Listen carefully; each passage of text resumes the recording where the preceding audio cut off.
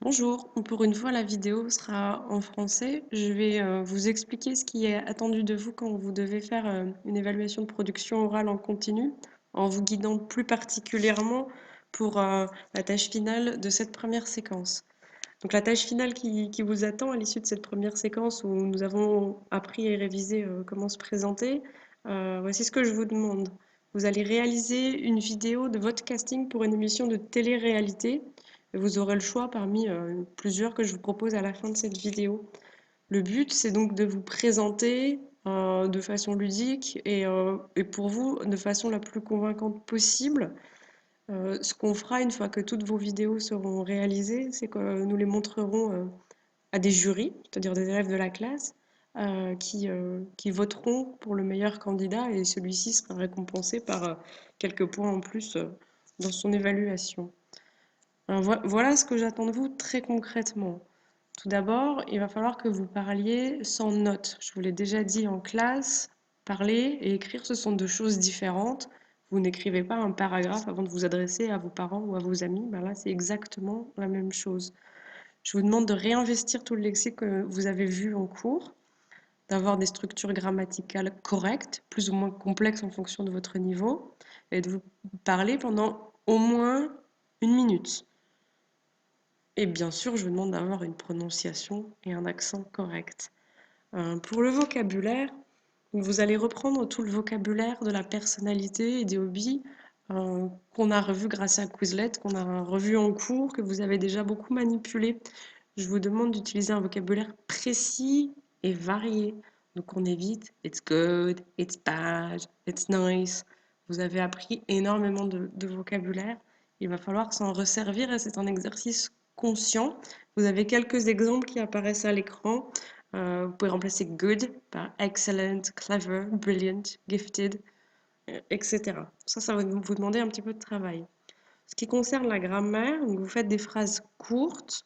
Je vous ai fait une vidéo sur l'ordre des mots dans la phrase. J'attendrai de vous que celui-ci soit parfaitement respecté. Je vous demanderai également de penser à réutiliser au moins une fois le comparatif puisqu'on l'a revu dans cette unité. Et enfin, comme c'est à l'oral, je valoriserai les élèves qui feront de l'autocorrection. C'est-à-dire que si vous faites une erreur quand vous parlez, vous reprenez immédiatement, dès que vous vous en rendez compte, afin de prouver que vous êtes capable de vous rendre compte que vous faites des erreurs et que vous pouvez les corriger. Je vais aussi évaluer la cohérence de votre discours, c'est-à-dire le fait que vous utilisiez des mots de liaison. Donc les plus simples que tout le monde doit utiliser sont and, but, because. Là, on est au niveau A2. Vous pouvez aussi utiliser whereas, while, contrary to pour marquer l'opposition, so as to, in order to pour exprimer le but, et indeed, en effet. Et si vous voulez rajouter quelque chose, vous pouvez dire what's more on top of this. J'en attends plusieurs. Pour la prononciation, vous devez connaître la prononciation des mots nouveaux et bien penser dans vos phrases à accentuer les mots porteurs de sens, donc les noms, les verbes, les adjectifs.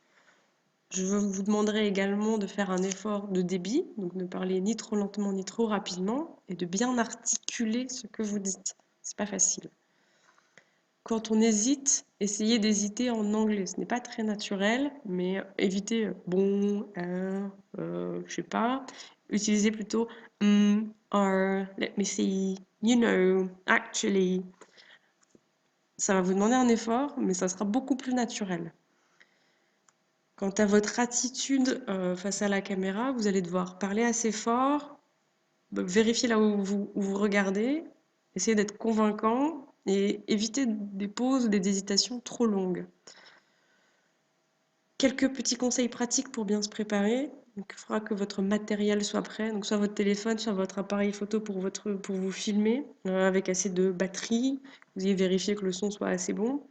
Et je veux également que vous soyez capable de rendre votre devoir en temps et en heure, c'est-à-dire de me l'envoyer par mail ou sur Dropbox rapidement après qu'on ait fait l'exercice ensemble.